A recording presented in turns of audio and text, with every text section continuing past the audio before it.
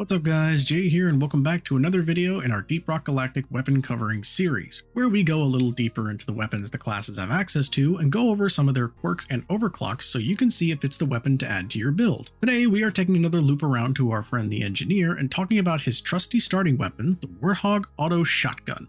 Also, I'm sure people have caught on to the theme of these video titles by now, but of course not every weapon can be the best weapon for every character. It's just a way for me to show that every weapon can be the best given the right understanding and knowledge of when to use it. So if you guys are ready, let's talk about the Warthog shotgun and the kinds of tricks and overclocks it has access to, so you can see if it's the primary to add to your build. By the way, if you like this video and want to see more, be sure to subscribe so you never miss another upload. Turrets and explosions! You've come to the right place, mate! So as usual, before we go into the overclocks themselves, we need to understand what kind of position the shotgun is in and the role it plays in the engineer's kit. The Warthog shotgun is the default weapon in the engineer's arsenal, meaning you will have access to it right away. This weapon has a similar position and feel to the scout's assault rifle in the sense that it is very simple and not too flashy. It does have a few interesting and notable features that help separate it from the rest of the NG's kit, however. Most notably is its turret whip modification that allows you to fire a round at your sentry gun to have it fire an explosive shot that deals heavy damage in an AoE. This is a very useful mod as it can give the shotgun some serious damage increase, albeit indirectly. It also has a decent chance to stun enemies when hitting their weak points. On its own, it's a serviceable weapon that can take out bugs pretty easily. Outside of the turret whip, the Warthog can be kitted out with some other good mod choices to make it adept at breaking armor, weak point focus, or rapid fire cleaning. Simply put, the Warthog is like a Swiss Army knife for the engineer, allowing him to handle many different situations provided you have the right setup for the job.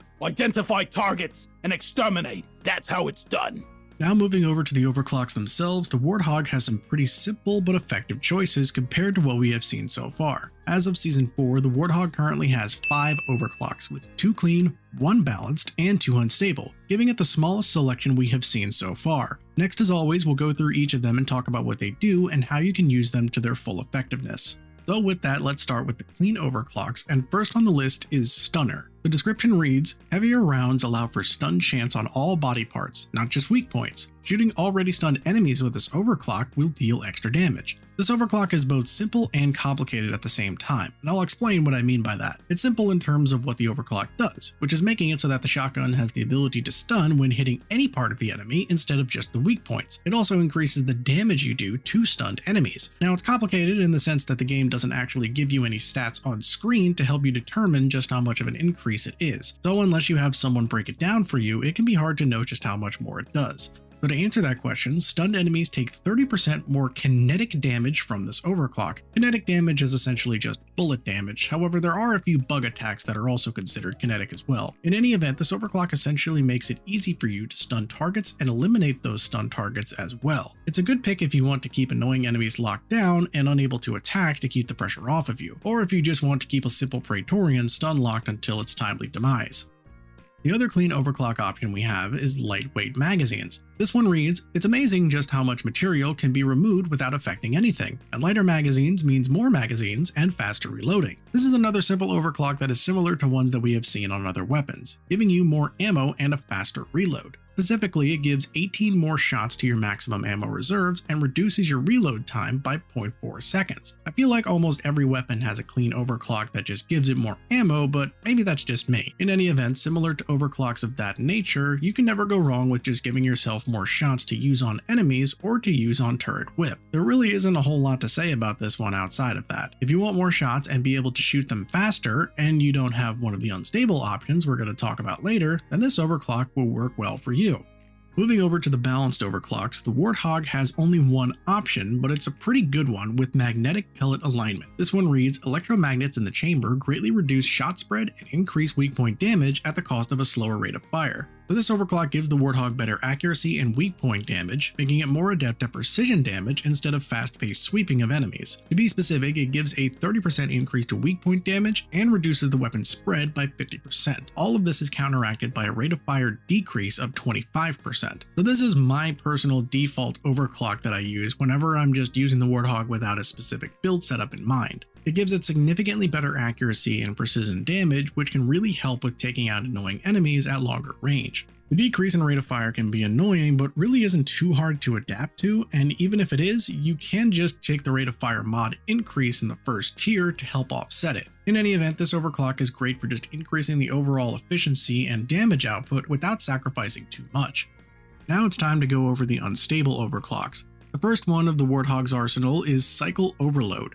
The description reads, heavy modification to the chamber greatly increases the maximum rate of fire and increases raw damage, but reduces the weapon's accuracy and reload speed as a consequence. So now we are on the other side of the spectrum. While the magnetic pellet alignment is all about accuracy and conserving ammo with a slower rate of fire, Cycle Overload goes the complete opposite direction, giving you an insanely faster fire rate and a wider spread to blast as many things as possible. Going over the numbers, it increases your damage by 1 and your rate of fire by 2, while increasing your weapon's spread by 50% and the reload time by 0.5 seconds. So this is for when you'd want to just throw a wall of lead at the enemy swarms and blanket them with as many pellets as possible. While this overclock can be a little wild and kick like a horse, if you can control it, then you are able to get some very high damage out of it. You can delete Praetorians very easily and send Dreadnoughts to the next phase in an instant, provided you can keep all your shots on target. If you don't want to think about aiming and just want to unload on swarms with walls of lead, then this is the overclock that was perfect for you.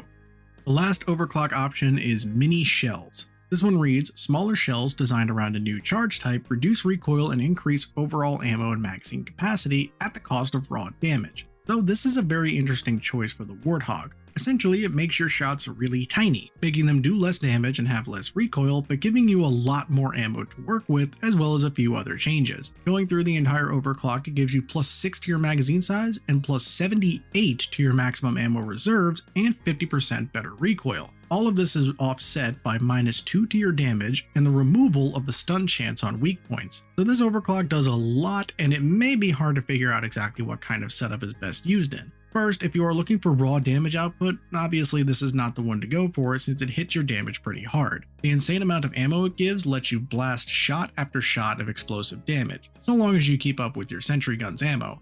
In terms of ammo efficiency and utility, this overclock is great, but in terms of damage and punch, it's not too crazy. Time for a cold one once this is done. So with all of these overclocks a bit more explained, now you hopefully have a better idea of the kinds of use and play styles the Warthog has access to. Being the default weapon, it has the first impression of being a little boring. However, once you start working with and diving into its capabilities, you'll see just how versatile this weapon can be. Whether not letting anything move with the stunner, sniping weak points with the magnetic alignment, or just sending out a wall of lead with the Cycle Overload, there are so many ways that the Warthog can prove that it is the best engineered weapon. Well, that covers the Warthog shotgun and the overclocks it has access to and how you can use them to great effect. Now you can decide if the Warthog is the right primary for your build. If you guys like this and want to see more videos covering the weapon overclocks, let me know down below. Anyway, I hope you guys found this video helpful. Please give it a like because it tells me what types of videos you guys want to see.